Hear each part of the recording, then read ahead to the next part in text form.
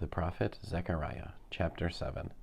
In the 4th year of King Daryavesh, on the 4th day of the 9th month, Kislev, a message from Adonai came to Zechariah.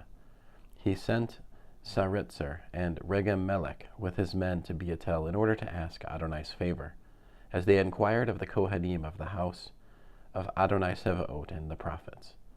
Should we go into mourning and abstain from pleasure during the 5th month, as we have been doing for all these years? It was then that this message came to me from Adonai-Tzva'ot. Speak to all the people of the land and to the cohanim. Tell them, when you fasted and mourned in the 5th and 7th months throughout these 70 years, were you really fasting for me? Was it for me?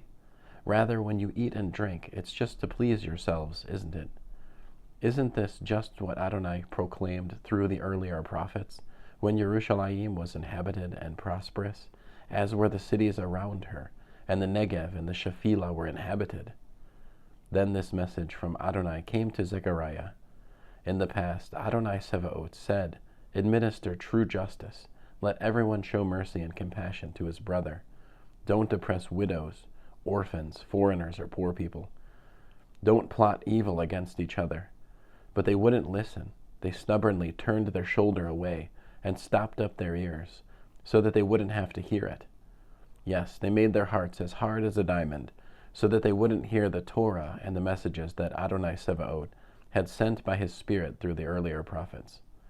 This is why great anger came from Adonai-Tzva'ot, and it came about that just as they hadn't listened when he called, so Adonai-Tzva'ot said, I won't listen when they call.